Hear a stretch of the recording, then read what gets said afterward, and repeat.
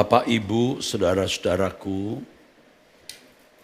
dari sejarah kehidupan bangsa Israel, kita memperoleh banyak pelajaran rohani yang sangat berharga dan berguna bagi kehidupan kita, orang percaya saat ini.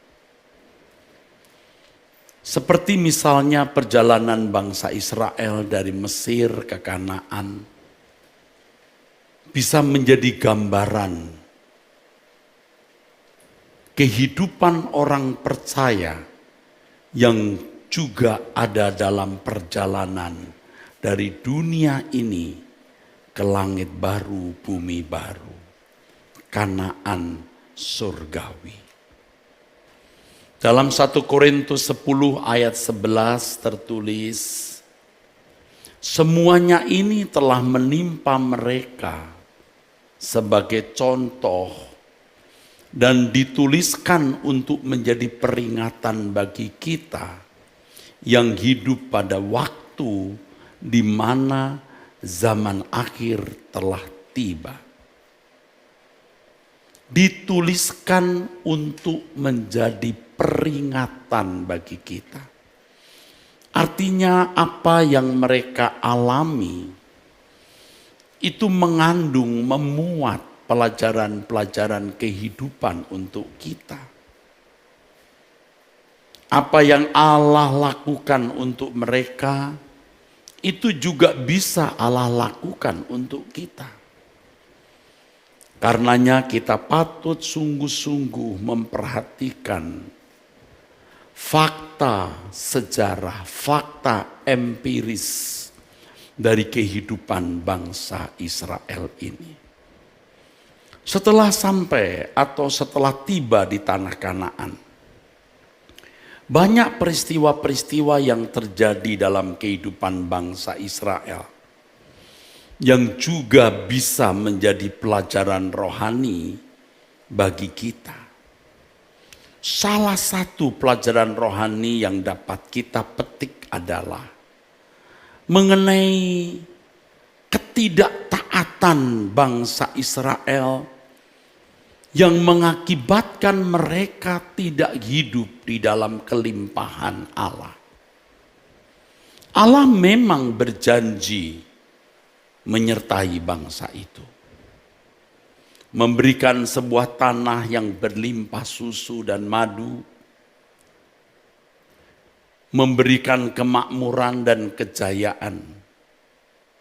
Tetapi fakta historis, kenyataan sejarah hidup mereka, fakta yang terjadi dari pengalaman yang ada, atau fakta empiris, menunjukkan bahwa seringkali bangsa Israel hidup dalam penderitaan. Panen yang gagal karena berbagai penyebab seperti adanya belalang pelahap. Mereka juga ditimpa berbagai bencana, ditindas oleh bangsa asing dan berbagai penderitaan lainnya. Dan puncaknya, saudaraku, tragis. bangsa Israel terusir dari tanah perjanjian, terserak di seluruh dunia yang dikenal sebagai diaspora. Saudaraku, dan itu terjadi, saudaraku. Sejak tahun 586 sebelum Masehi, sekitar 600 tahun sebelum Masehi, negeri terakhir mereka, Yehuda, yang berkedudukan di Yerusalem, runtuh oleh Babel. Dan sejak itu bangsa Israel tidak pernah memiliki kerajaan. Sesaat orang-orang Yahudi yang dipimpin oleh anak-anak Makabi atau Makabius di abad 1 sempat juga mau membangun sebuah pemerintahan, tetapi digilas habis oleh kekaisaran Romawi. Dan itu juga bagian dari terseraknya bangsa Israel ke seluruh dunia. Di perantauan pun mereka mengalami penderitaan yang sangat berat. Kisah sekitar Holocaust yang dikenal dengan Shoah dalam Perang Dunia Kedua dari tahun 1939 sampai tahun 1945, dan khususnya usaha genocide, yaitu pemunahan suatu suku bangsa dengan cara membunuh bangsa itu, terjadi atas Israel tahun 1941 sampai tahun 1945. 6 juta orang Yahudi dibantai. Sejarah kehidupan bangsa itu tragis, memberi pelajaran yang sangat mahal bagi kita, orang percaya yang hidup pada zaman ini. Kalau saudara sempat menyaksikan film yang berjudul Schindler List, film mengenai pembantaian orang-orang Yahudi, usaha genocide yang dilakukan oleh Hitler dengan armada perangnya, membuat kita merinding dan menjadi takut. Saya sempat datang ke Museum Holocaust di Israel dan melihat bekas-bekas kekejaman dari armada Hitler ini, saudara. Penderitaan yang sangat mengerikan. Ini yang membuat kita merinding, saudara. Kita bisa takut dan gentar terhadap Allah. Oleh sebab itu, jangan main-main dengan Allah.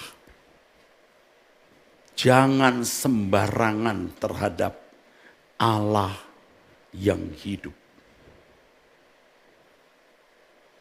Mengapa bencana itu terjadi atas bangsa Israel yang adalah umat pilihan Allah? Jawabnya yang pasti, tepat. Karena mereka tidak dengar-dengaran kepada Allah. Mereka tidak taat. Mereka tidak hidup menurut jalan yang Allah tunjukkan. Itulah sebabnya Tuhan memberikan kepada mereka perintah yang tegas mengenai kenyataan adanya berkat dan kutuk. Kalau mereka hidup di dalam ketaatan, mereka akan diberkati dan semua janji Allah akan terpenuhi. Tetapi kalau mereka tidak hidup dalam ketaatan, maka kutuklah yang akan menimpa mereka. Dan janji Allah tidak tergenapi, saudaraku. Di dalam Ulangan pasal 28, saudara, Tuhan berfirman, jika engkau baik-baik mendengarkan suara Tuhan Allahmu dan melakukan dengan setia segala perintahnya. Yang kusampaikan kepadamu pada hari ini, maka Yahweh Allahmu akan mengangkat engkau di atas segala bangsa di bumi. Segala berkat ini akan datang kepadamu dan menjadi bagianmu jika engkau mendengarkan suara Tuhan Allahmu. Diberkatilah engkau di kota dan diberkatilah engkau di ladang. Diberkatilah buah kandungmu, hasil bumimu, dan hasil ternakmu, yakni anak lembu sapimu dan kandungan kambing dombamu. Diberkatilah tempat makanan pokokmu atau bakulmu dan tempat adonanmu. Diberkatilah engkau pada waktu masuk, diberkatilah engkau pada waktu keluar. Yahweh akan membiarkan musuhmu yang maju berperang melawan engkau, terpukul kalah olehmu. Bersatu jalan mereka akan menyerangi engkau, tetapi bertujuh jalan mereka akan lari dari depanmu. Tuhan, jika huruf besar ini teks aslinya Yahweh. Yahweh akan memerintahkan berkat ke atasmu, di dalam lumbungmu dan di dalam segala usahamu. Ia akan memberkati engkau di negeri yang diberikan kepadamu oleh Yahweh Elohimmu atau Yahweh Allahmu. Yahweh akan menetapkan engkau sebagai umatnya yang kudus, seperti yang dijanjikannya dengan sumpah kepadamu, jika engkau berpegang pada perintah Yahweh Elohimmu atau Allahmu dan hidup menurut jalan yang ditunjukkannya. Maka segala bangsa di bumi akan melihat bahwa nama Yahweh telah disebut atasmu dan mereka akan takut kepadamu. Juga Yahweh akan melimpahi engkau dengan kebaikan dalam buah kandungmu, dalam hasil ternakmu, dan dalam hasil bumimu. Di tanah yang dijanjikan Yahweh dengan sumpah kepada nenek moyangmu untuk memberikannya kepadamu. Sumpah kepada Abraham, Ishak dan Yakub. Yahweh akan membuka bagimu perbendaharaannya yang melimpah, yakni langit untuk memberi hujan bagi tanahmu pada masanya dan memberkati segala pekerjaanmu. Sehingga engkau memberi pinjaman kepada banyak bangsa, tetapi engkau sendiri tidak meminta pinjaman. Tuhan akan mengangkat engkau menjadi kepala dan bukan menjadi ekor. Engkau akan tetap naik dan bukan turun. Apabila, perhatikan, apabila, jadi tidak gratis. Kalau orang menyampaikan ini secara gratis, itu salah. Apabila engkau mendengarkan perintah Tuhan Allahmu yang kusampaikan pada hari ini, kau lakukan dengan setia. Dan apabila engkau tidak menyimpang ke kanan atau ke kiri dari segala perintah yang kuberikan kepadamu pada hari ini dengan mengikuti Allah lain dan beribadah kepadanya. Saudaraku sekalian, ayat-ayat firman Tuhan ini mestinya membuat kita gentar, takut. Gentar, takut akan Yahweh Elohim yang Maha Kudus, yang memiliki kedaulatan sempurna, yang kedaulatannya sempurna. Dan Allah menegakkan tatanan dalam kedaulatan tersebut secara konsekuen dan konsisten. Jadi kalau dilanggar, Allah sendiri tidak bisa menghindarkan kutuk dan hukuman atas orang-orang yang sebenarnya Allah kasihi. Itu kedaulatan Allah dalam tatanannya. Tidak ada kompromi dengan siapapun dan apapun. Dan hal ini mestinya menggetarkan jiwa kita. membuat kita benar-benar gentar dan takut akan Allah dengan segala kehormatan. Hari ini kita memasuki hari kedua dari tahun baru. Kita membutuhkan bekal kebenaran, nasihat Tuhan, suara Tuhan, dan sebagai juru bicara Tuhan yang mengutus saya berdiri di belakang mimbar ini. Inilah pesan itu. Inilah nasihat Elohim Yahweh, Allah dan Bapa Tuhan kita, Yesus Kristus. Dalam hidup ini kita benar-benar berhadapan dengan pribadi Maha Agung yang menciptakan segala sesuatu.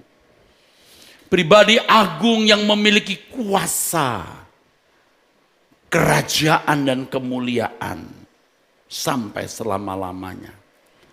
Pribadi agung yang berkata kepada kita umat pilihannya, kuduslah kamu sebab aku kudus. 1 Petrus pasal 1 ayat 16 dan 17. Dan dilanjutkan di ayat 17, jika kamu memanggil dia Bapa, hendaklah kamu hidup dalam ketakutan selama menumpang di dunia. Sebab ia tidak memandang muka. Artinya dia memperhatikan perbuatanmu, kudus atau tidak. Jangan main-main lagi. Jangan sembarangan lagi. Dari setiap kata yang kita ucapkan, dari setiap kata yang kita tulis di gadget kita, dari setiap renungan hati, pikiran, dan perbuatan kita. Jangan sembarangan. Dari apa yang tadi saya telah paparkan, saudaraku sekalian, kita peroleh tatanan kehidupan. Kita peroleh pengertian, pengetahuan tentang tatanan kehidupan atau hukum kehidupan yang tidak dapat dibantah, tidak dapat kita hindari, saudaraku. Bahwa manusia diberi kehendak bebas untuk menentukan keadaan dirinya sendiri. Allah menetapkan bangsa Israel untuk mendiami tanah Kanaan. Dan itu janji Allah kepada mereka dan kepada leluhur nenek moyang mereka. Allah yang disembah Abraham, Ishak dan Yakub menjanjikannya kepada Abraham, Ishak dan Yakub bahwa keturunannya akan mendiami Kanaan. Tetapi mereka tidak lama mendiami negeri itu. Ini fakta.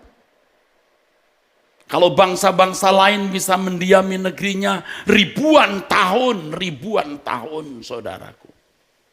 Mereka hanya tidak kurang lebih 700 sampai 900 tahun, tidak lebih dari 1000 tahun. Sebab tahun 1400 sebelum Masehi mereka sampai di tanah Kanaan. Tapi tahun 722 Israel sudah ditaklukkan oleh Asyur. Dan tahun 586 dijungkir balikan oleh Babel, yaitu negeri Yehuda, kerajaan terakhir. Tidak lebih 1000 tahun. Mengerikan, saudaraku. Allah memberi kehendak bebas. Dan kehendak bebas itulah yang menentukan mereka diberkati atau dikutuk. Pelajaran yang sangat mahal untuk kita. Dari kehendak bebas inilah maka manusia akan memperoleh apa yang patut diterimanya.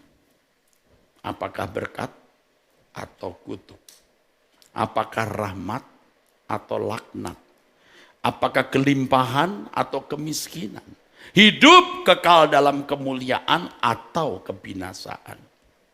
Kita harus memilih, menentukan, dan memetakan hidup kita sendiri. Dalam hal ini manusia menentukan keadaannya sendiri. Keadaan kita sejak di bumi ini juga sampai nanti di kekekalan. Coba bayangkan, renungkan, pahami dan terima bahwa Allah yang cerdas dan bijaksana tidak menciptakan kehidupan bagi makhluk yang segambar diri, yang segambar dengan dirinya dalam keadaan spekulatif. Tidak mungkin Allah yang cerdas, bijaksana menciptakan kehidupan bagi manusia yang segambar dengan dirinya dalam keadaan spekulatif. Dalam keadaan untung-untungan. Seperti orang bermain lotre, dikocok, lalu yang keluar apa? Bukan begitu. Allah memiliki tatanan dan manusia sebagai makhluk ciptaan yang segambar dengan Allah harus memahami tatanan itu sebab ia harus menentukan nasibnya, menentukan dirinya, memetakan hidupnya. Itu Allah yang cerdas dan bijaksana.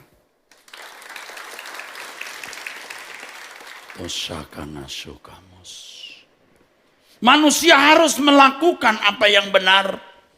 Manusia harus bertindak sesuai dengan kehendak Allah agar dapat hidup di dalam kelimpahannya. Sebab Allah tidak pernah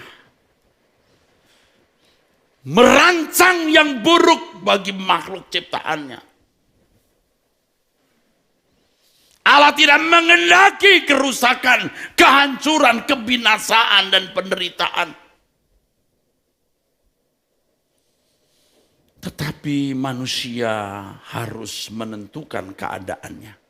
Karena Allah yang cerdas dan bijaksana itu memberikan aturan main, hukum, tatanan pada manusia yang berkeadaan segambar dengan Allah. Yang oleh karenanya manusia memiliki pikiran dan perasaan untuk mempertimbangkan sesuatu. Saudara, kalau kita membaca di dalam kitab Kejadian pasal 3. Ayat yang ke-6. Perempuan itu melihat bahwa buah pohon itu baik untuk dimakan dan sedap kelihatannya. Lagi pula pohon itu menarik hati karena memberi pengertian. Lalu ia mengambil dari buahnya dan dimakannya dan diberikannya juga kepada suaminya bersama-sama dengan dia dan suaminya pun memakannya. Perempuan itu melihat bahwa buah pohon itu baik. Kok tahu? Baik untuk dimakan dan sedap kelihatannya. Kok tahu? Ya, dia mempertimbangkan. Mestinya dia menundukkan pertimbangannya itu kepada apa yang Yahweh katakan. Jangan makan buah ini, karena pada hari kau makan buah ini, mati kamu. Tapi dia punya pertimbangan sendiri. Itu yang membuat celaka.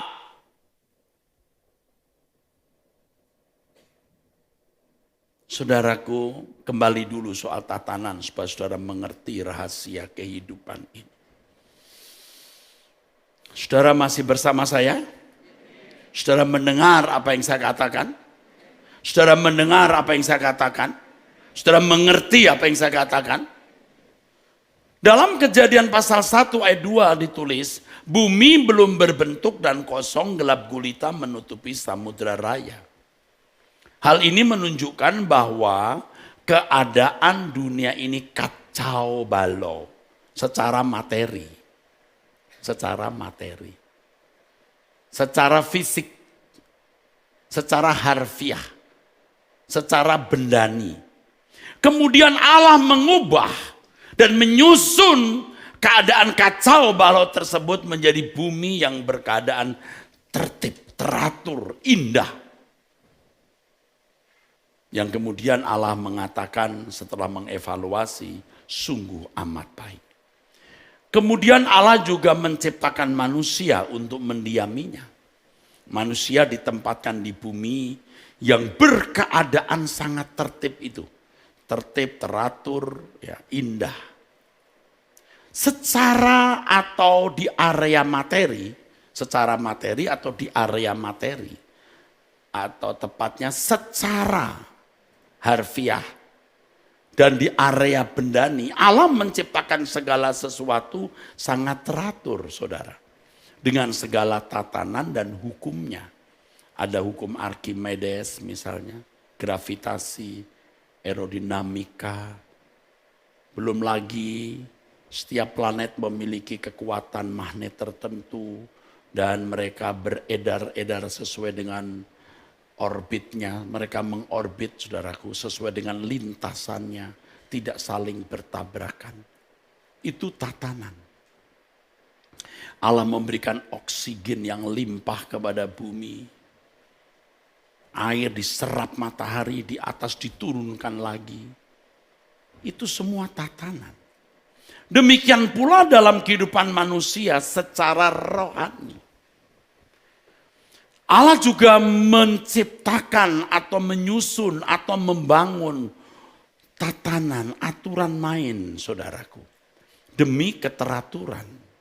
Kalau benda tidak usah diperintahkan, teratur sendiri. Beda manusia, diberi tatanan, diberi aturan. Tapi bisa dilanggar atau dipatuhi. Itu beda. Beri kemuliaan untuk Tuhan.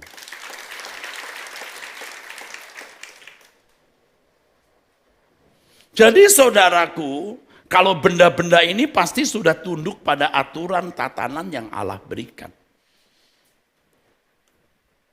Tidak usah diatur, sudah mengatur dirinya sendiri dan Allah dalam kedaulatannya menegakkan keteraturan itu. Maka dikatakan bahwa Allah tidak pernah meninggalkan perbuatan tangannya.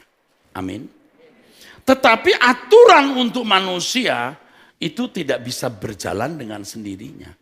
Manusia yang harus menentukan apakah dia hidup di dalam pengaturan, aturan main, tatanan itu atau tidak.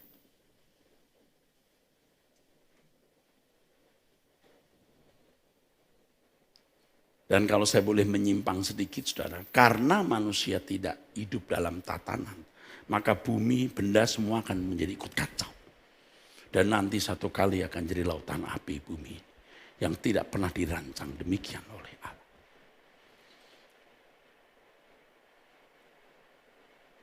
Jadi apakah saudara akan menjadi makhluk yang kacau atau tidak? Tergantung saudara masing-masing. Apakah mau hidup di dalam ketaatan kepada hukum Tuhan, aturan Tuhan, tatanan Tuhan, aturan main Tuhan, atau mau hidup dalam aturanmu sendiri. Padahal engkau tidak berhak punya aturan dan tatanan. Beri kemuliaan untuk Tuhan. Kita belum menginjak hari ketiga dari tahun yang baru. Dan sebelum kita menginjak, kita mau dibekali oleh kebenaran ini dan punya tekad komitmen untuk hidup di dalam tatanan Tuhan. Kuduslah kamu sebab aku kudus, itu tatanan Tuhan. Jadi ketika Allah menciptakan kehidupan ini, yaitu langit dan bumi serta manusia yang ada di dalamnya, sekaligus Allah menciptakan aturan main atau tatanan yang harus tergelar dan manusia harus memahaminya. Kalau bumi ini secara bendani, alam semesta memiliki tatanan dan aturan, manusia juga punya tatanan atau aturan. Anda tahu apa aturan tatanannya? Aturan tatanan yang benar, yang orisinil adalah Allah sendiri. Aku tatanannya, aku aturan mainnya, aku hukumnya. Maka manusia yang memiliki pikiran perasaan itu mestinya bertumbuh dewasa, memiliki kecerdasan seperti Allah, kebijaksanaan seperti Allah, sehingga sempurna seperti Bapa Dan segala sesuatu yang dilakukan selalu sesuai dengan pikiran perasaan Allah. Tetapi manusia telah jatuh dalam dosa, kehilangan kemuliaan Allah. Artinya tidak sanggup mengikuti aturan yang orisinil itu. Nah, keselamatan dalam Yesus Kristus mau mengembalikan kita pada tatanan semula itu. Jadi, saudaraku, aturan main atau tatanan harus tergelar. Dan manusia harus memahami. Jika tidak demikian, maka kehidupan ini menjadi sebuah kekacauan yang tidak memiliki kepastian. Jadi kalau tidak ada tatanan, kacau. Ternyata secara materi, fisik, di area alam bendani ada aturan supaya tidak kacau. Dalam kehidupan kita secara pribadi, maksud saya kehidupan manusia, Tuhan juga membuat aturan, tatanan, aturan main. Kalau tidak ya manusia seperti hidup di sebuah hutan belantara yang tidak memiliki petunjuk sehingga sesat. Di dalam tatanan yang Allah ciptakan tersebut, manusia harus mengambil keputusan dan bertindak berdasarkan pertimbangan sendiri. Apakah mau mengikuti kehendak Allah yang adalah standar tatanan itu, atau mau ikuti standar sendiri. Contoh Hawa, contoh buruk. Mestinya ia ikuti tatanan Allah, jangan makan buah. Tapi Hawa melihat buah ini baik, sedap kelihatannya. Dia makan, saudaraku. Dan kalau kita membaca kitab Kejadian pasal 3, tragis.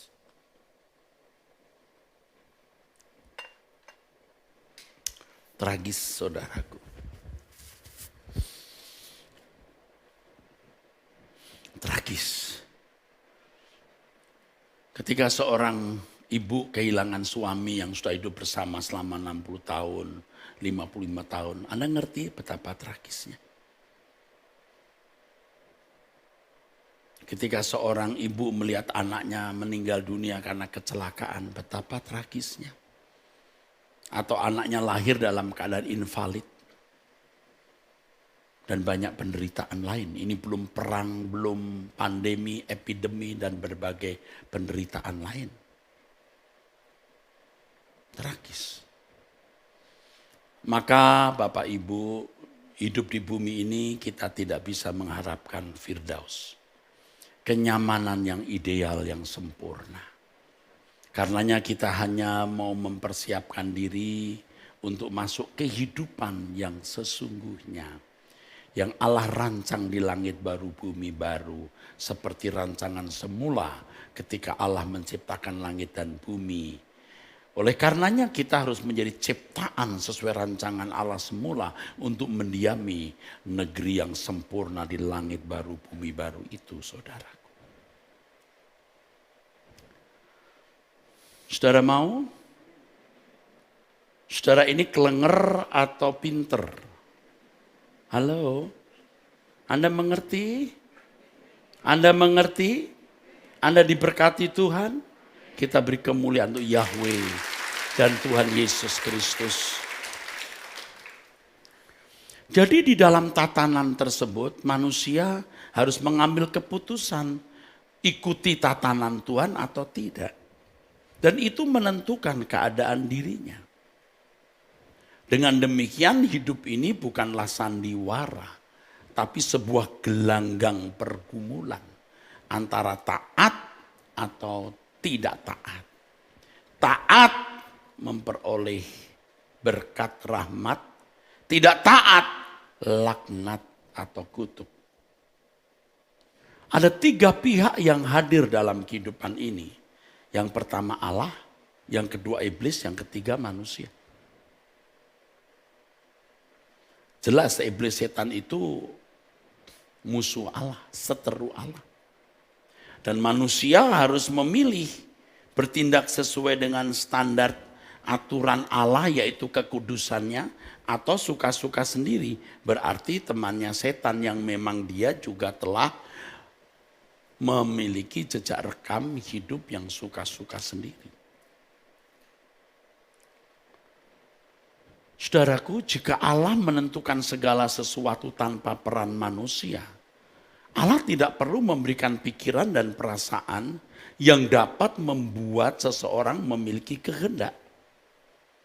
Justru karena Allah memberi kehendak bebas, manusia bisa mempertimbangkan sesuatu lalu mengambil keputusan, maka manusia berperan atas nasibnya atau keadaannya.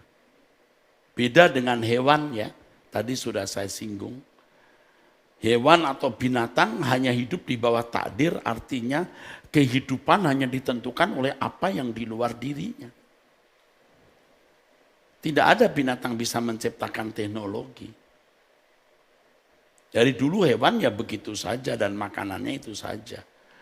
Nggak ada itu kambing dulu makan rumput sekarang capcay. Nggak ada. Nggak ada itu singa yang dulu makannya daging lalu sekarang aku mau ini makan itu saja yang green. Nggak bisa.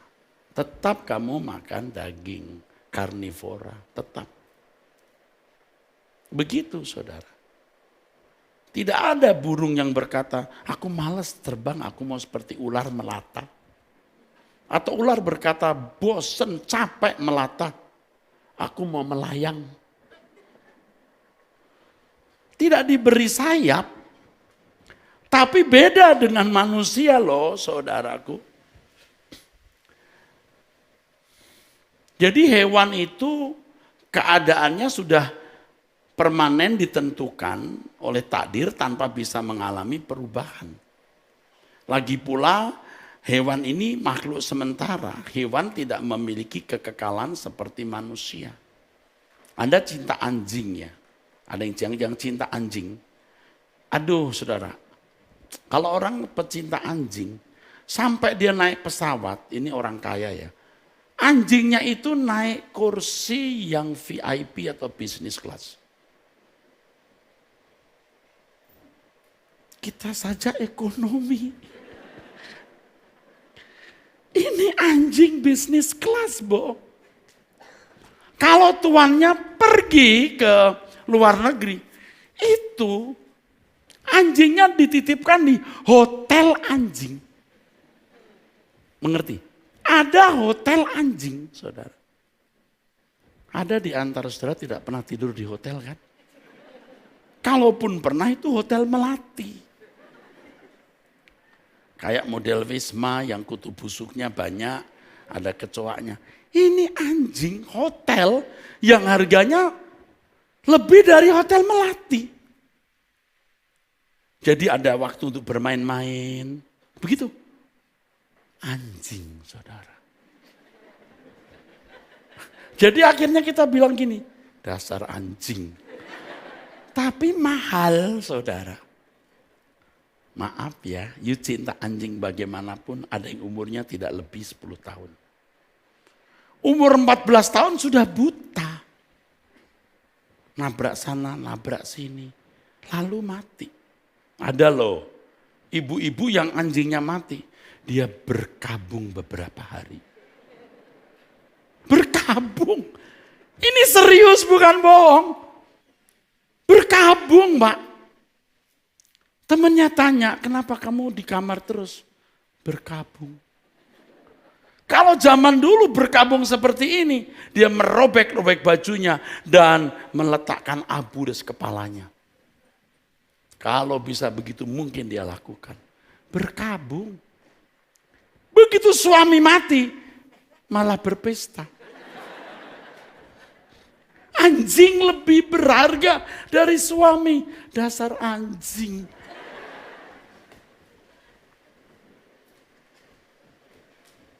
Tapi sorry ya, anjing tidak lebih dari 20 tahun.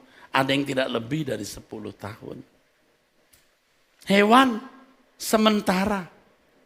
Berapa kali orang tanya saya, Pak, di surga nanti ada binatang enggak? Betul enggak? Berapa kali orang nanya gitu. Kalau dia sayang anjingnya, dia tuh mau begini, nanti dibangkitkan lagi ya. Supaya di surga aku punya yang namanya si Pleki, si Nero, si Dogi. Dia ingin supaya nanti anjingnya ikut dibangkitkan. Waktu ada kebangkitan terjadi, si Dogi, wek, ada di situ. Saya tidak bisa menjawab. Kenapa Pak Eras nggak bisa menjawab? Alkitab tidak bicara.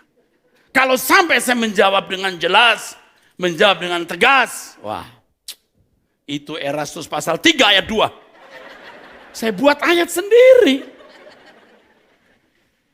Anjing, itu hewan. Nggak bisa panjang umurnya dan tidak akan kita ketemu di sana dengan anjing yang sama. Artinya belum tentu. Tapi kalau ditanya, Pak ada binatang nggak di surga? Menurut saya pasti ada. Semua yang ada di bumi ada di sana.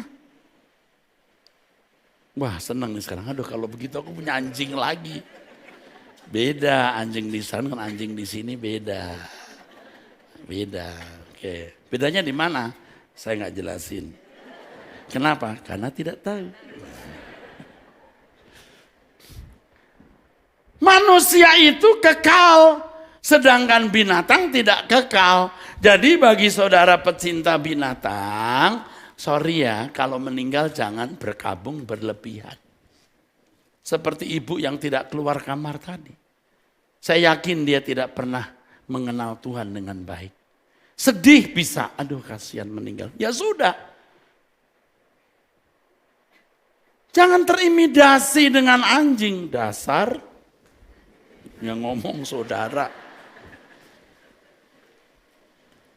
Manusia memiliki kelebihan. Manusia bisa menentukan keadaan dirinya sendiri, bukan oleh faktor di luar dirinya. Manusia dapat membangun kedewasaan dalam dirinya untuk sempurna seperti Bapa dan menghayati kekekalan. Itu hebat. Itulah sebabnya manusia yang hanya ditentukan dipengaruhi oleh dunia sekitar, ia tidak dipengaruhi ditentukan oleh Allah yang menjadi sumber hidupnya, tidak mengalami pertumbuhan kedewasaan serupa dengan Allah, tidak menghayati sebagai makhluk kekal, maka kualitasnya tidak berbeda dengan si Dogi.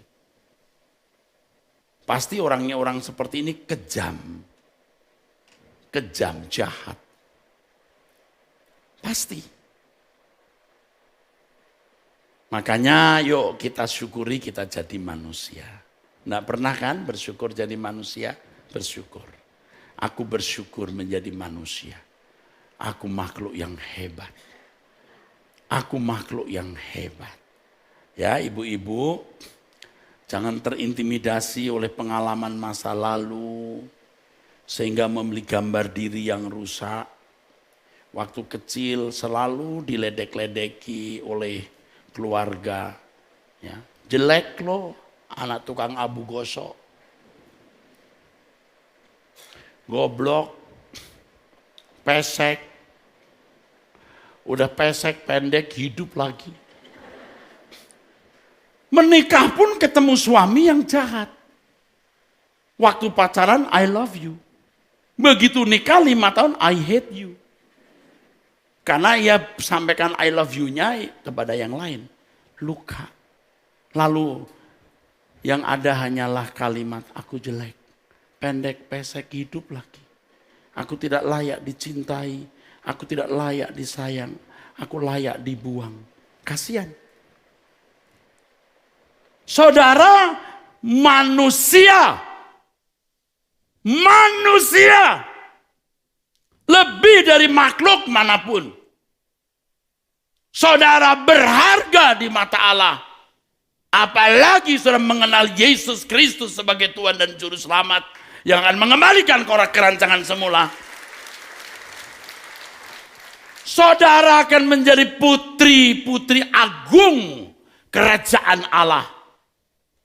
Saudara dan saya bisa gagal dalam hidup ini. Dinilai buruk, tidak berharga, tidak bernilai, dinista, berkeadaan papa hina. tetapi tidak di hadapan Allah semesta alam. Kita anak-anak Yahweh. Yesus menjadi yang sulung. Kita, saudaraku, memiliki kesempatan untuk menjadi orang-orang yang mulia, agung, dan diberkati. Allah tidak menentukan seseorang diberkati dan yang lain tidak diberkati. Allah tidak menentukan seseorang masuk surga dan yang lain ditentukan tidak masuk surga. Bukan begitu. Allah tidak menentukan seseorang diberkati, yang lain dikutuk. Berkat kutuk tergantung masing-masing individu. Tergantung saya pribadi, katakan. Tergantung saya pribadi, katakan. Lebih keras. Tergantung saya pribadi. Oleh karenanya ini kabar baik, aku bisa meraih berkat, rahmat, anugerah, kemuliaan, keagungan bersama Allah. Jangan merasa gagal ya. Mari kita bersama-sama bertumbuh di gereja ini. Saya pun perlu bertumbuh. Perlu terus mengalami perubahan progresivitas. Nuranimu harus dihidupkan supaya engkau bisa membedakan kebenaran atau dusta. Orang yang layak didengar dan orang yang tidak layak didengar. Tindakan masing-masing individu kita, yaitu dari pilihan dan keputusan-keputusan kita, menentukan apakah kita diberkati Tuhan atau dikutuk. Inilah kedaulatan Allah. Kedaulatan Allah bukanlah kedaulatan yang menentukan seseorang masuk surga atau masuk neraka. Itu bukan kedaulatan, itu penentuan sepihak. Kedaulatan yang sewenang-wenang. Adam tidak direncanakan Allah kok, nggak ditentukan tuh jatuh dalam dosa dan kehilangan kemuliaan Allah. Kedaulatan Allah adalah kedaulatan menegakkan tatanan. Apakah seseorang patut masuk neraka atau patut masuk surga? Patut diberkati atau patut dikutuk? Dan itu presisi, mutlak, absolut. Amin. Tepuk tangan. Dengan demikian, sebenarnya setiap orang dapat memetakan hidupnya. Kita bisa memetakan hidup kita sendiri, saudaraku. Baik selama kita di dunia, juga nanti di kekekalan. Setiap orang juga dapat memetakan hidup keluarganya, anak, cucu, keturunannya.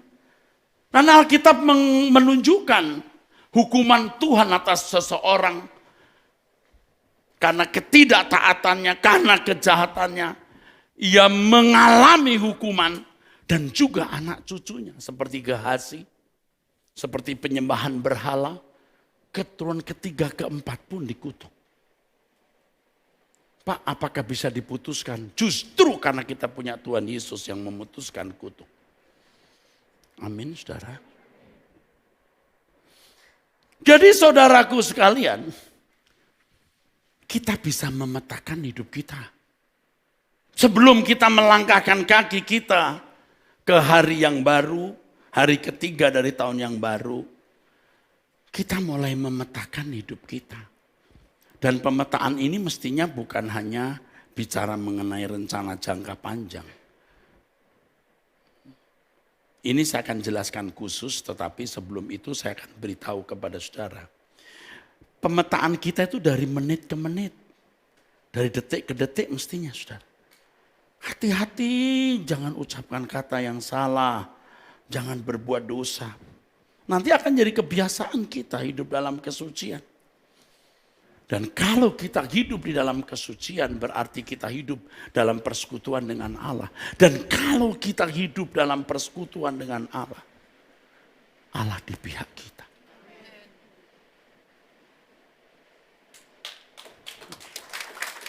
Boleh tepuk tangan. Amin. Sampai putih rambutmu aku menggendong kamu. Jadi rahasia hidup ini sederhana. Dengar-dengaran. Taat. Kalau kalau kita jujur, kita itu sering mendapat kesulitan karena kesalahan kita. Ya memang ada kesulitan yang kita alami bukan karena kesalahan kita, tapi karena Allah mau menyempurnakan kita. Tetapi tidak sedikit kesulitan karena kita melakukan kesalahan. Hari ini kita tidak mau membuat kesalahan lagi. Amin. Kita bersyukur karena kita memiliki Allah yang jejaknya dapat kita kenali melalui kehidupan umat pilihan, yaitu bangsa Israel.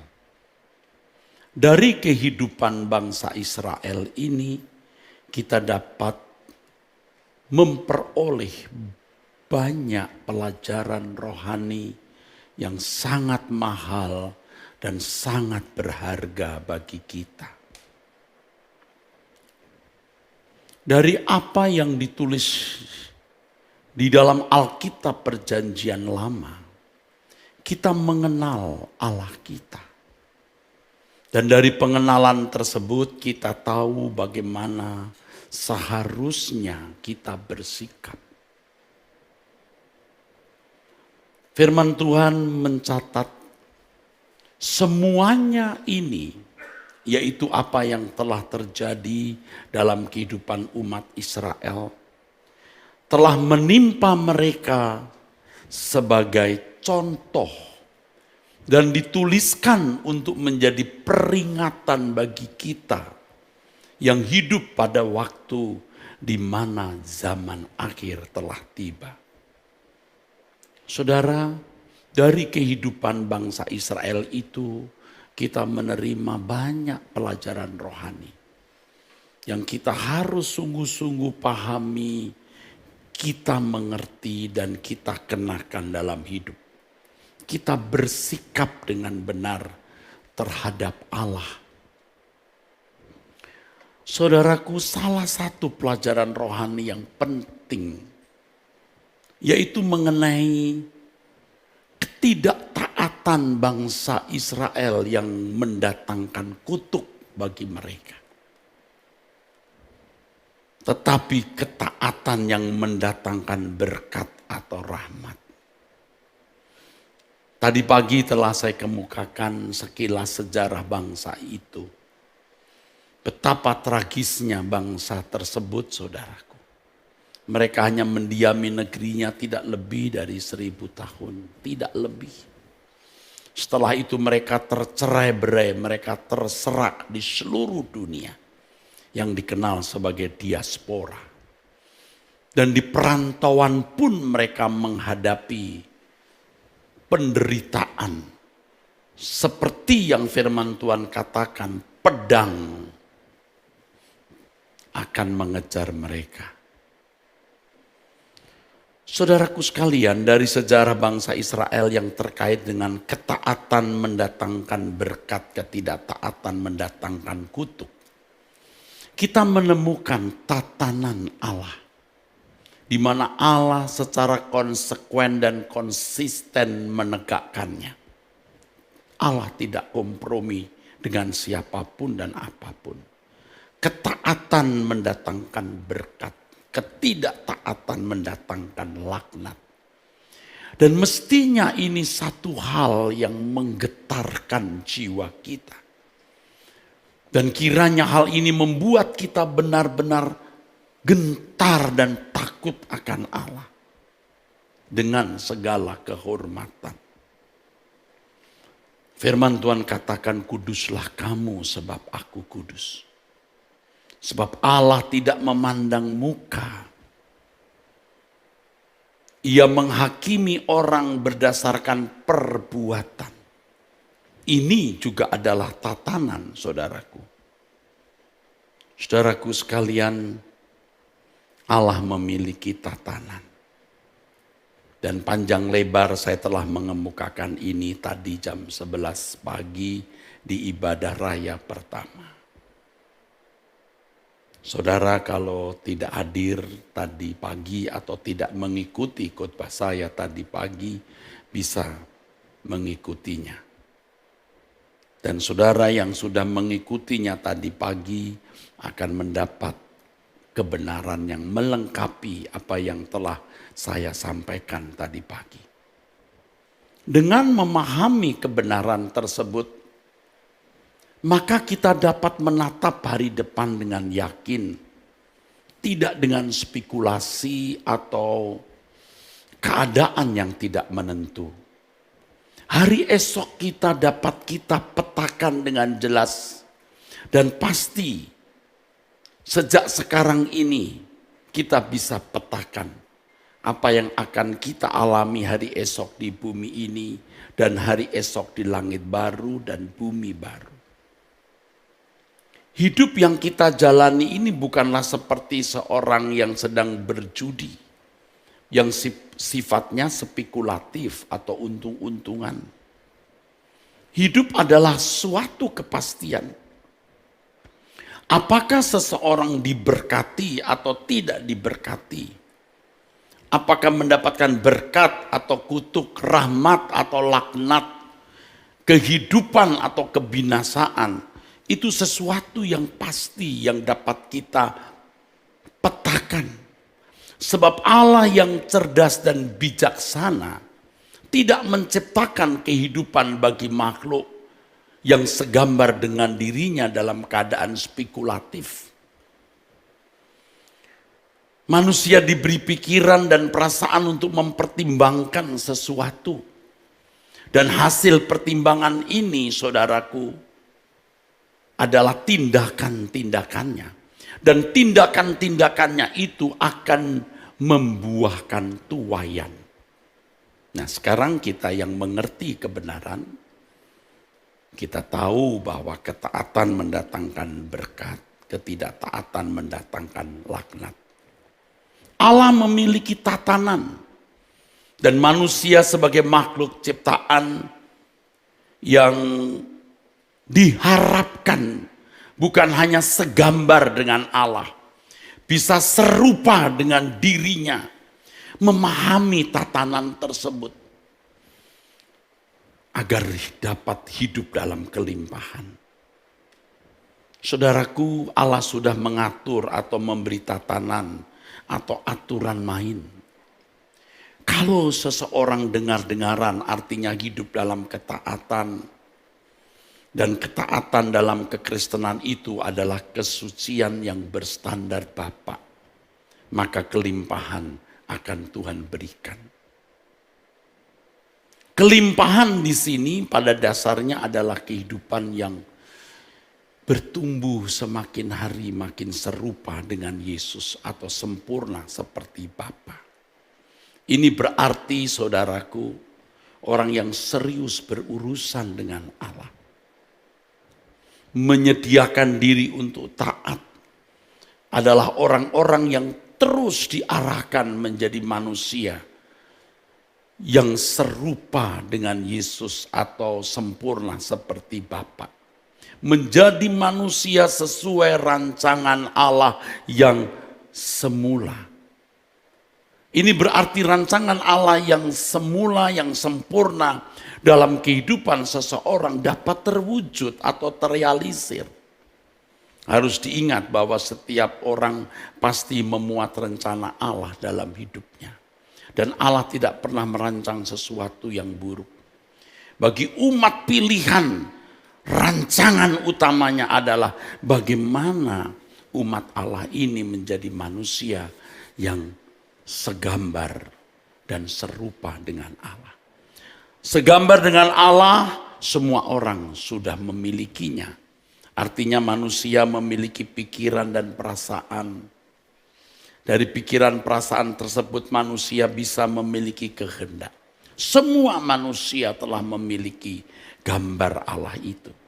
Tetapi tidak semua orang memiliki keserupaan.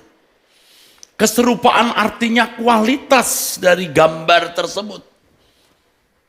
Kalau orang hidup mengikuti jalan keselamatan yang Tuhan berikan,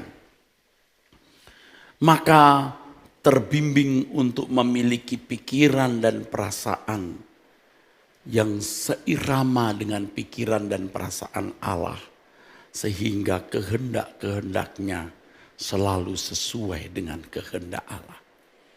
Dan inilah sebenarnya tatanan itu. Tadi pagi saya jelaskan bagaimana Allah membuat dunia yang pada mulanya kacau balau, ya saudara, di Kejadian pasal 1 ayat yang kedua, menjadi teratur, tertib, indah. Ya, dengan segala keteraturan, dan Tuhan menaruh hukum sehingga jagat raya bumi ini bisa berlangsung dengan sangat teratur, dengan sangat tertib. Tapi Allah juga menciptakan manusia. Dan Allah mau manusia juga hidupnya tertib, teratur, indah. Tentu indah di mata Allah. Maka Allah memberikan tatanan. Kalau bumi ada tatanan, apakah itu hukum Archimedes, gravitasi, aerodinamika, dan lain sebagainya. Kalau manusia diberi tatanan, tatanan itu adalah diri Allah sendiri. Standarnya itu diri Allah sendiri. Sebenarnya tatanan yang benar itu bukan hukum-hukum yang tertulis. Tetapi pikiran perasaan manusia yang didewasakan. Sehingga pikiran perasaan manusia selalu sesuai dengan pikiran perasaan Allah. Dan kehendaknya selalu sesuai dengan kehendak Allah. Ini rancangan Allah, saudara. Dan kita sebagai orang percaya menerima panggilan untuk itu. Dan inilah panggilan utama kita. Tidak ada hal yang kita boleh pandang menarik dan penting lebih dari ini. Sampai nanti kita menutup mata, kita menghadap tahta pengadilan. Kristus, ia mendapati kita berkenan. Bapa menemukan wajah potret putra tunggalnya Tuhan Yesus di dalam diri kita. Kalau sekarang wajah potret kita masih kecampur dengan wajah dunia, kita harus berjuang. Dari menit ke menit, dari jam ke jam, dari hari ke hari, dari minggu ke minggu, dari bulan ke bulan, dari tahun ke tahun. Sehingga kita memiliki gambar dan rupa Allah di dalam diri kita. Allah itu luar biasa baiknya. Kanvas hidup kita di lembar-lembar yang telah kita lalui, barangkali buruk dan tidak pantas dibawa menjadi legacy di kekekalan. Tapi Allah berkenan menghapus. Dan Allah memberikan kepada kita satu kanvas lembar baru tahun 2022. Ini hari kedua, besok hari ketiga. Mari kita melukis, kita menggores lembar hari hidup kita sesuai dengan apa yang Allah kehendaki. Keindahan lukisan hidup kita ini, saudaraku, tergantung kita. Tadi sudah saya katakan, kita bisa memetakan hidup kita sendiri. Baik selama kita di dunia sampai di kekekalan. Hidup bukan sebuah gambling, bukan spekulasi, bukan untung-untungan. Tapi kepastian dan kebenaran ini membimbing kita. Apa yang Anda melukiskan dalam kanvas batiniah hidupmu, itulah yang akan menjadi milik kekal kita. Jadi kita bisa tahu pasti bagaimana kehidupan kita nanti, karena kita memetakannya. Tetapi kenyataannya hampir semua manusia tidak peduli hal ini. Dia jalani saja hidupnya tanpa membawa dirinya di hadapan Allah. Kuasa kegelapan menipu banyak orang dengan menghembuskan pengertian yang sesat di dalam diri mereka. Seakan-akan hidup ini bisa bersifat spekulatif. Karena hal ini maka orang menunda bertobat, menunda untuk sungguh-sungguh mengikut Tuhan. Salah satu penyesatan yang terjadi dalam kehidupan banyak orang Kristen adalah pandangan bahwa Allah tidak memiliki tatanan yang permanen. Biasanya dihembuskan dulu bahwa Allah itu tidak ada. Mungkin tidak ada. Kalaupun ada, mungkin tidak terlibat langsung dalam hidup. Nah itu pertama dihembuskan, saudara. Tetapi kita jangan ditipu oleh kuasa gelap. Lalu penipuan yang berikut bahwa hidup ini spekulatif. Seakan-akan Allah itu bertindak berdasarkan suasana hatinya pada waktu-waktu tertentu tanpa memperhitungkan peran manusia sama sekali. Kalau Allah berkenan menjawab doa, maka ia akan menjawab. Tergantung selera dan suasana hati Allah. Tetapi kalau Allah tidak mau menjawab, maka ia tidak akan menjawab. Itu semua berdasarkan suasana hati Allah saat-saat tertentu. Dan dulu kita terjebak di situ, saudara. Kita doa, kita puasa, kita meminta sesuatu, seakan-akan Allah itu bisa dipengaruhi oleh doa kita. Padahal ada tatanan. Ada tatanan, Anda ikuti tatanan itu, Allah sendiri konsekuen dan konsisten dengan tatanan tersebut. Amin. Amin. Saudara masih bersama saya? Saudara mendengar apa yang saya sampaikan? Saudara mengerti? Coba saudara renungkan. Bagaimana liciknya iblis membuat manusia berpikir bahwa hidup ini bisa dijalani secara spekulatif. Ya nanti kalau ada masalah minta tolong Tuhan. Mestinya kita bisa memetakan hidup kita, saudaraku. Kalau kita berjalan bersama Tuhan, kalaupun nanti ada masalah, itu masalah pun akan mendatangkan kebaikan bagi kita. Tidak ada kecelakaan. Nah, ada orang-orang Kristen yang berpikir berdasarkan kedaulatan Allah atas apapun, maka Allah melakukan apapun karena ia berdaulat. Suka-sukalah Allah. Tadi juga saya singgung, saudaraku. Allah bukan Allah yang menetapkan satu orang diberkati dan yang lain tidak diberkati. Allah bukan Allah yang menetapkan satu kelompok mendapatkan berkat, yang lain dikutuk. Satu kelompok ditentukan masuk surga dan yang lain tidak ditentukan masuk surga. Bukan demikian, saudara. Ini bahaya pengajaran ini. Seakan-akan Allah itu seperti bola liar yang menggelinding dan ya yang dapat bagus, yang malang. Tergantunglah perasaan Allah, seleranya, dan tergantung suasana hatinya. Ini menyesatkan, saudara. Allah punya tatanan. Nah, seringkali Allah ditampilkan, Allah yang bersifat misteri sepenuhnya, penuh rahasia yang sama sekali tak dapat dikenali. Jadi Allah tidak akan pernah bisa dipahami dengan lengkap terkait dengan kebutuhan hidup manusia. Allah itu siapa dan bagaimana tidak terlalu jelas. Allah memiliki sisi gelap, dark side yang tidak pernah bisa dimengerti oleh siapapun. Nah, betapa mengerikannya punya Allah seperti ini.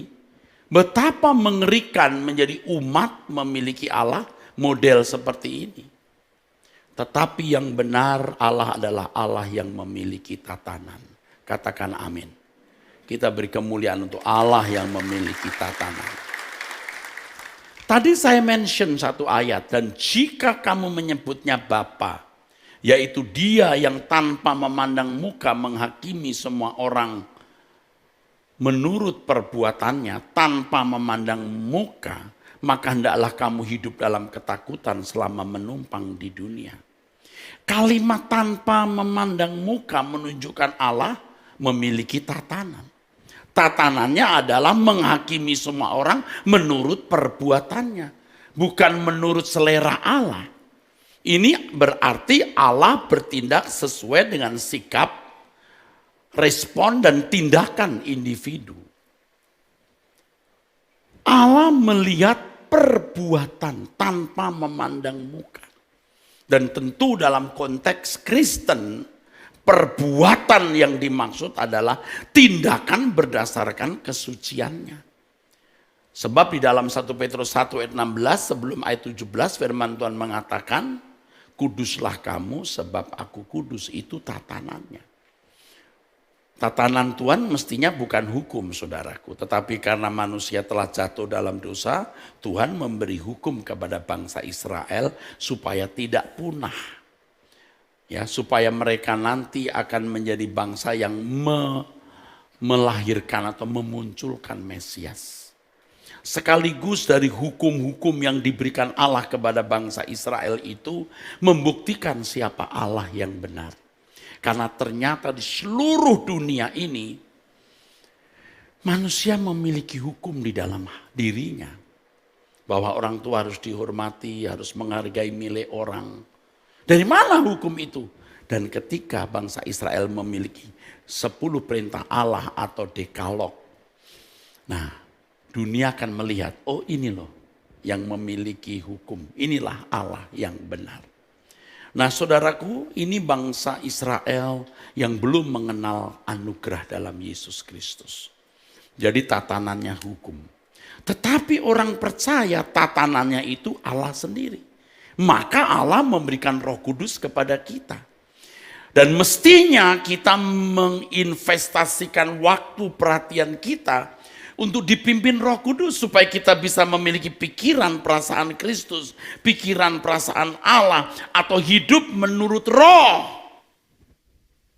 Dan ini sebuah perjalanan yang tidak mudah. Jadi perbuatan yang dimaksud 1 Petrus 1 ayat 17 itu dalam konteks Kristen adalah kesucian Allah. Allah menghakimi semua orang menurut perbuatannya. Dan tentu bagi orang percaya standar perbuatan itu adalah kesucian Allah. Atau sempurna seperti Bapa. Sempurna seperti Bapa artinya segala sesuatu yang dilakukan selalu sesuai dengan pikiran dan perasaan Allah. Saudara, ketika kita melihat hal ini, wah berat. Ini mustahil bagi kita. Tapi tidak mustahil bagi Allah. Makanya orang yang bisa mencapai kesucian Allah itu hanya umat pilihan yang memiliki Roh Kudus. Karena Roh Kudus yang menuntun kita kepada seluruh kebenaran dan memungkinkan kita mencapai tingkat kesucian. Di mana tingkat kesucian itu ditandai dengan segala sesuatu yang kita lakukan selalu sesuai dengan pikiran dan perasaan Allah. Jadi kalau kita sekarang mau menjadikan hidup kita berarti, bernilai, setiap menit, setiap detik kita perhatikan apa yang kita pikirkan, apa yang kita ucapkan, apa yang kita lakukan. Suatu hari nanti semua kita ada di pengadilan Tuhan dan semua keadaan kita akan terbuka dengan telanjang. Saudara, ini kesempatan yang mahal ya. Doa pagi tadi saya bicara mengenai betapa luasnya jagat raya ini. Bumi kita ini satu dari sekian miliar dan triliun planet di jagat raya. Dari miliar-miliar galaksi, juga miliar-miliar planet. Satu galaksi memiliki bisa 200 juta atau miliar bahkan planet. Ada banyak galaksi atau miliar-miliar galaksi. Bumi kita itu kecil, saudara. Ada planet yang lebih besar dari bumi di keluarga matahari di solar system. Dan penemuan yang pernah saya baca hampir 200.000 kali besar planet. Ada planet yang besarnya hampir 200.000 kali. Dan sekarang yang ditemukan ada sekian miliar kali. Coba saudara, gak kebayang. Debu, kita debu. Dan di dalam debu itu ada kita. Kita debu dalam debu. Amin. Oke, ini dari aspek atau perspektif material. Dari aspek waktu, saudara. Allah itu dari kekal sampai kekal. 70 tahun, 100 tahun umur hidup kita itu nothing. Aduh, nothing. Amin. Nothing, saudara. Tetapi Allah memperhatikan kita. Kita debu dalam debu, tapi Allah menghargai kita. Di planet bumi ini kita debu. Tapi kalau kita berkata Bapa, Dia mendengar. Dari kekekalan kita hanya punya 70 tahun. Kalau kita tidak gunakan kesempatan ini, betapa malangnya kita. Jadi kalau kita mau ekstrim banget, itu bukan hal yang luar biasa. Ekstrim untuk menjadi berkenan di hadapan Allah. Ekstrim untuk menjadi orang saleh, sempurna seperti Bapa. Dan serupa dengan Yesus. Se-ekstrim-ekstrimnya. Itu standar, bukan hal yang luar biasa. Beri tepuk tangan, saudara. Saya tidak tahu Anda bisa mengerti enggak apa yang saya kemukakan ini. Saya juga lewat proses, saudaraku. Proses. Sampai bisa bicara ini proses. Kita bisa berkata, Tuhan bawa aku ke puncak kesempurnaan yang bisa ku capai sesuai standarmu. Bawa aku ke puncak kesucian seperti yang kau kehendaki. Aku tidak akan mampu, tapi Roh Kudus akan memampukan. Dan itu tergantung respon kita. Kita yang memetakan hidup ini. Maka pemetaannya harus dimulai dari menit ke menit, Pak, setiap hari. Kalau dulu kita nggak peduli kan. Kita bikin salah lewat aja, bikin salah lewat saja, nanti minta ampun belakangan. Tidak begitu mestinya. Dari menit ke menit. Dari jam ke jam. Jadi asik, saudaraku. Kita beri tepuk tangan untuk kebenaran ini. Haleluya. Itulah sebabnya orang percaya harus memiliki pikiran dan perasaan Tuhan. Agar dalam segala hal yang dilakukan selalu sesuai dengan pikiran dan perasaan Allah. Dan semua kehendak kita sesuai dengan kehendak Allah. Keselamatan dalam Yesus Kristus membawa setiap kita untuk berkeadaan seperti itu. Kita akan dituntun memiliki kecerdasan rohani. Dan kita bisa menjadi cerdas. Cerdas rohani seperti Yesus. Dan itu ciri keadaan anak-anak Allah yang nantinya menjadi anggota keluarga kerajaan Allah dan dimuliakan bersama dengan Yesus. Saudaraku sekalian, karena standar kebaikan kita adalah Allah sendiri, maka kita harus mengenal Allah. Saya sering mengatakan dulu, kalau orang mau belajar, maksud saya kalau orang mau bergaul dengan monyet, bisa interaksi dengan monyet dengan baik, dia harus belajar monyetologia, ilmu tentang monyet. Kalau kita mau bisa berinteraksi dengan Allah, kita harus belajar mengenai Allah. Tapi tolong perhatikan, teologi yang diajarkan di atas kertas secara formal dalam pendidikan keagamaan Kristen, yang membuat seseorang bergelar STH, MTH atau doktor, bukanlah jaminan seseorang mengenal Allah. Knowing about God, knowing God itu beda. Beda, saudara. Karena saya belajar teologi, saya mengerti. Belajar mengenai Allah belum tentu mengenal Allah. Karenanya kita harus benar-benar berjuang untuk mengalami Tuhan. Kalau Allah itu benar-benar hidup, Allah itu benar-benar ada, kita harus mencari wajahnya sehingga kita bisa bersentuhan dengan Dia. Firman Tuhan mengatakan dalam Hosea 4 ayat 6, umatku binasa karena tidak mengenal aku. Bapak, Ibu, saudara sekalian, ingat apa yang saya kemukakan ini. Intinya adalah kita bisa memetakan hidup kita. Memetakan hidup kita di bumi ini. dan memetakan hidup kita di kekekalan. Kalau saudara mau terlindungi oleh Tuhan, anak cucu keturunanmu dilindungi, diberkati Tuhan. Kita harus hidup di dalam kekudusan, kesucian, dan bergaul dengan Allah. Amin. Itu peta kita. Kita petakan di bumi ini. Untuk hidup kita sendiri maupun anak cucu kita. Tapi jangan saudara salah mengerti, bukan berarti lalu kita tidak punya persoalan. Semua serba enak, punya rumah, mobil. Tidak harus begitu. Tapi yang penting satu kalimat, bisa dilewati. Amin. Apa saudara? Bisa dilewati. Jadi kalau kita ketemu orang tanya, apa kabar Pak? Bisa dilewati. Karena kita pasti punya persoalan, pasti. Apalagi kalau saudara mau menjadi sempurna seperti Yesus, saudara akan mengalami hal-hal seperti yang Yesus alami. Sebab kalau tidak nanti gak sekelas.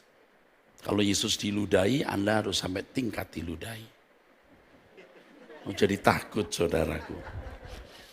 Benar, kalau sampai Yesus ditempeleng, kita juga bisa mengalami itu. Mungkin bukan tempeleng tangan, pakai cara lain. Supaya saudara bisa mengasihi musuh, bisa mengasihi orang yang menyakiti saudara, dan seterusnya. Amin. Nah, kita bisa memetakannya. Jadi kalau bangsa Israel ketaatannya, standarnya adalah hukum. Kalau kita, standar ketaatan kita adalah sepikiran dan seperasaan dengan Yesus. Amin. Tapi bagaimana bisa sepikiran dan seperasaan dengan Yesus? Harus ada soalnya. Harus ada soalnya. Dan soalnya adalah persoalan yang dihadapi Tuhan Yesus juga kita hadapi. Dan Anda harus melihat itu sebagai berkat kekal. Nah makanya kalau saudara tidak ekstrim sekali ya tidak bisa. Kadang-kadang kita punya masalah kecil sudah marah-marah, sudah cari kambing hitam, menyalahkan kanan, menyalahkan kiri, kita bersungut-sungut dan seterusnya. Mestinya tidak, kalau kita betul-betul mencapai atau memiliki pencapaian yang sempurna seperti Bapa dan serupa dengan Yesus, kita memandang apa yang kita alami yang paling menyakitkan sebagai berkat abadi. Berkat kekal. Amin. Oke, tepuk tangan boleh. Oke, tapi tepuk tangannya masih ragu-ragu karena Anda takut. Mengerti maksudnya? Kita beri tepuk tangan.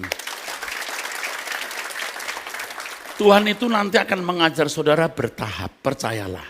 Bertahap. Dan semua pengalaman, semua kejadian itu menjadi berkat kekal bagi kita. Yang penting kita bersedia untuk taat. Kalau bangsa Israel taatnya kepada hukum, kita taatnya kepada pikiran perasaan Allah. Untuk itu kita harus mengenal Dia. Saya tidak anti teologi karena saya juga dosen teologi dan saya juga yang membangun sekolah Alkitab ini. Tetapi saudara, pengenalan akan Allah harus lewat perjumpaan langsung. Dan inilah yang saya ajak saudara untuk mencari Tuhan hari-hari ini.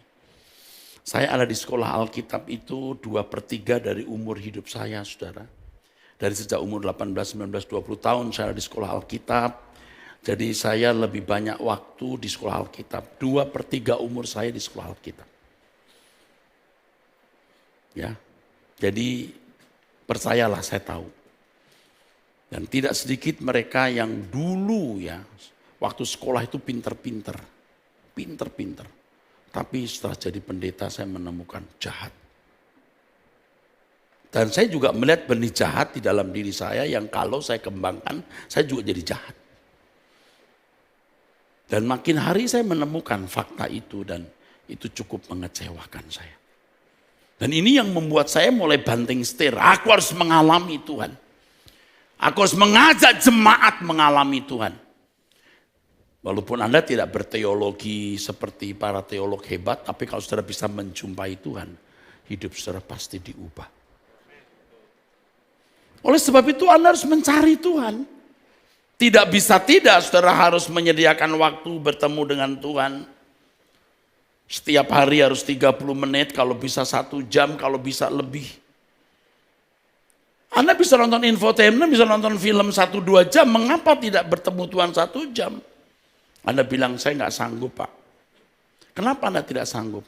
Karena engkau penuhi pikiranmu dengan hal-hal yang membuat engkau tidak bisa berinteraksi dengan Allah. Pikiran-pikiran itu mendistrak saudara. Nah, kalau saya ditanya, Pak bagaimana saya bisa doa fokus? Pergumulan fokus berdoa itu tentu saya alami. Sampai sekarang. Kalau berdoa tiba-tiba pikiran kita melayang-layang. Aduh kenapa ya kok nggak bisa? Kenapa? Karena dalam perjalanan hidup kita, pada waktu kita tidak berdoa, kita jangan memasukkan apa yang tidak perlu kita masukkan. Yang tidak perlu jangan mendistrak. Pikirkan apa yang baik, yang elok, yang kudus, yang berkenan kepada Tuhan. Jadi kalau tidak perlu tidak usah. Amin enggak ya? Apalagi kalau saya sudah khotbah begini, handphone sudah saya matikan. Dari pagi sudah tidak baca koran. Saya nggak mau didistrak. Ini saya baru belajar beberapa minggu belakangan ini Pak. Baru 3-4 minggu ini. Benar. Untuk soal baca koran dan lain-lain. Karena takut mendistrak. Dan kalau kita lagi berdoa begini. Kan muncul tuh wajah-wajah orang. Betul nggak? Apalagi ibu-ibu punya mertua galak gitu. Haleluya, set wajahnya muncul. Ibu-ibu lagi berdoa, ingat itu perempuan yang gondol suamimu, set. Bagaimana supaya nggak muncul ya? Ya waktu saudara tidak berdoa jangan dimunculkan. Anda ngerti maksud saya? Harus dibersihkan pikiran setiap hari dari hal yang tidak perlu. Anda mau belajar? Baru kita bisa kuat berdoa 1 jam, 2 jam. Bisa. Karena kita membersihkan pikiran. Saya belajar pada waktu saya kena COVID-21 hari di rumah sakit sendirian itu Pak. Sudah tidak lihat apa-apa, nggak lihat Netflix, nggak lihat film, nggak lihat berita, nggak lihat TikTok, apapun nggak saya lihat. Cuman berdoa, lihat langit, menyembah, meditasi berjam-jam. Wah, saya dapat pelajaran bagus dari situ, saudara. Begitu pulang ke rumah, kacau. Kacau. Sambil olahraga, lihat Netflix yang bagus, film-film trailer yang bagus. Mas, rusak. Saya mulai belajar. Tidak perlu saya lihat ini. Percakapan-percakapan di meja juga tidak perlu membicarakan hal yang tidak perlu. Berapa kali waktu bicara-bicara di meja, lalu ada orang ngomong A, ngomong B. Saya bilang, bisa nggak kita nggak membicarakan orang?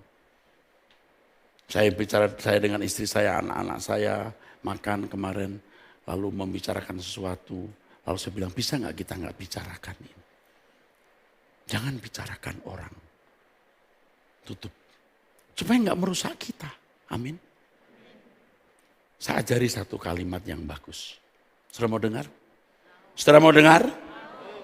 Tuhan, beri aku ruangan di hatimu. Ada namaku. Beri aku ruangan Tuhan. Di hatimu ada namaku. Dan di hatiku tidak ada nama lain. Tidak ada benda lain selain dirimu. Saudara bisa berdoa lama. Disitulah saudara akan bertumbuh dalam pengenalan akan Allah. Yang tidak bisa saudara ceritakan kepada orang lain. Tapi saudara bisa membuktikan Allahmu hidup.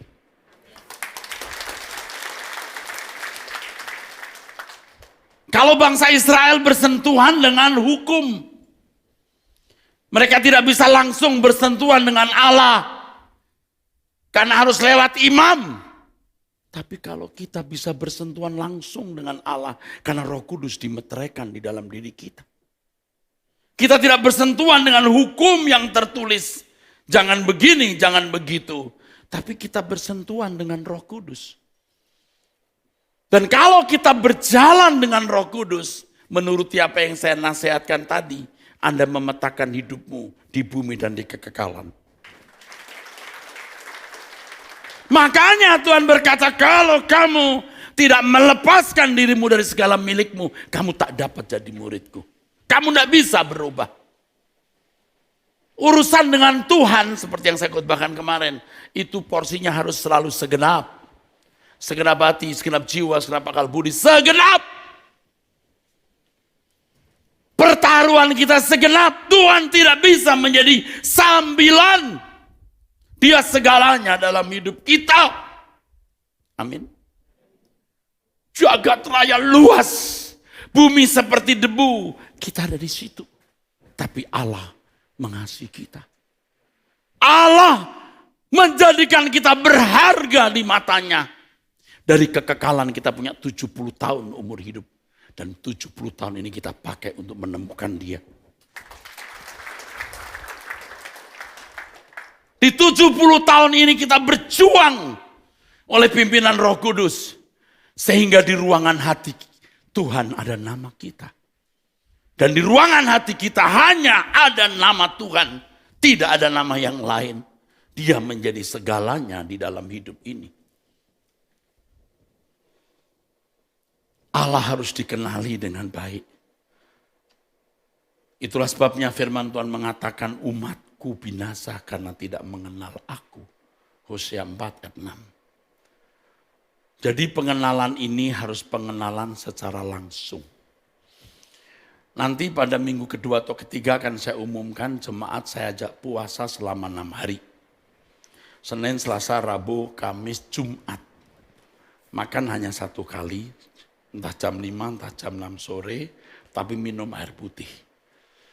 Dan saya akan atur waktu supaya saya bisa berdoa tiap hari di sini. Yang mau ikut silakan, yang nggak mau ikut ya jangan paksa. Mungkin Anda sakit atau Anda tidak terbiasa, tapi saya ajak kita mau ekstrim. Kalau enggak kita enggak bisa menyelesaikan kehidupan dengan baik, tidak bisa finishing well, saudaraku. Amin. Kita tidak bisa finishing well. Jadi inilah maksud Allah menciptakan manusia, agar manusia memiliki keberadaan yang memampukan manusia bisa berinteraksi dengan Allah. Itulah sebabnya manusia bukan hanya berkeadaan segambar dengan Allah, tapi harus serupa dengan Allah. Dan keselamatan dalam Yesus Kristus membawa kita kepada keadaan serupa dengan Allah itu. Dan itu ciri dari anak Allah. Tidak serupa dengan Allah Bapa, bukan anak Allah. Semua anak Allah harus serupa. Sebab semua anak Allah akan dimuliakan bersama dengan Yesus. Maka kualitasnya harus tinggi. Oleh sebab itu Bapak Ibu saudara sekalian, jangan berpikir bahwa hidup ini bersifat spekulatif. Jangan berpikir hidup ini tidak ada tatanan. Ini yang membuat orang tidak sungguh-sungguh taat kepada Allah. Dan iblis menyuntikkan suara dalam diri orang bahwa ketaatan belum tentu, tidak pasti membuat hidupmu bahagia atau ketidaktaatan, maksud saya ketaatan itu belum tentu membuat kamu beruntung. Kamu lihat orang lain begitu-begitu saja kok. Kenapa kamu mau aneh sendiri, mau lain sendiri? Itu kuasa gelap begitu saudara. Nah kita mau menjadi orang yang berani, tidak wajar. Kita mau bukan saja ekstrim tapi sangat ekstrim. Sesuci-sucinya, sekudus-kudusnya, sebersih-bersihnya. Dulu saya tidak berani berkata begini. Tapi sekarang saya mengerti di sisa umur hidup ini, saya mau finishing well. Ya, saya belajar dari apa yang saya dengar dari Tuhan lewat doa-doa pribadi saya. Saya sering bangun jam 3, jam 2, dan tidak bisa tidur atau sulit tidur. Saya berlutut sampai jam 5 pagi memimpin doa. Atau mau tidur sebentar tapi tidak nyenyak juga. Dan di situ Tuhan mengajar saya. Tuhan, bagaimana aku bisa hidup tak bercacat, tak bercela Tuhan. Rajut eras dari menit ke menit. Dari setiap detik ke detik. Perhatikan yang kau pikirkan. Perhatikan yang kau ucapkan. Perhatikan apa yang kau lakukan.